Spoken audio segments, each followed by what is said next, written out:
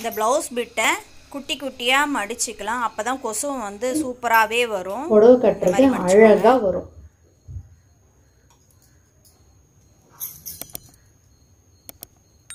இது மாதிரி நடுவில் ஒரு கிளிப்பு, இந்த மூலையில் ஒரு கிளிப், இந்த மூலையில் ஒரு கிளிப்பு போட்டுக்கலாம். இது நீங்கள் அயன் பண்ணுறதுனா கூட பண்ணிக்கலாம்.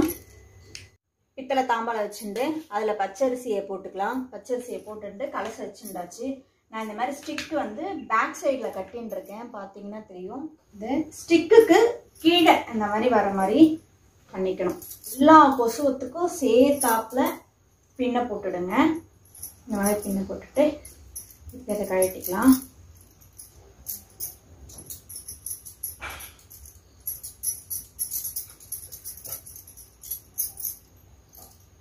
இந்த இடத்துல மட்டும் ஒரு பின்னை நம்ம போட்டுக்கலாம்.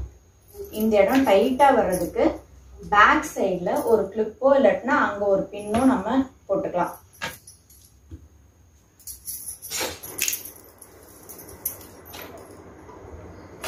இந்த மாதிரி ஒட்டியானம் இதெல்லாம் கட்டிக்கலாம். தேங்காயை இந்த மாதிரி சுருட்டி ரப்பர் பேண்ட் போட்டு வச்சுக்கோங்க. என்னோட அம்பாலோட முகம் வந்து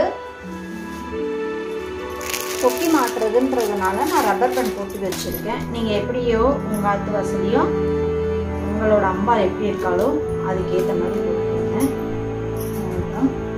இப்போ நம்ம வேணுங்கிற அலங்காரத்தை பண்ணிடலாம்.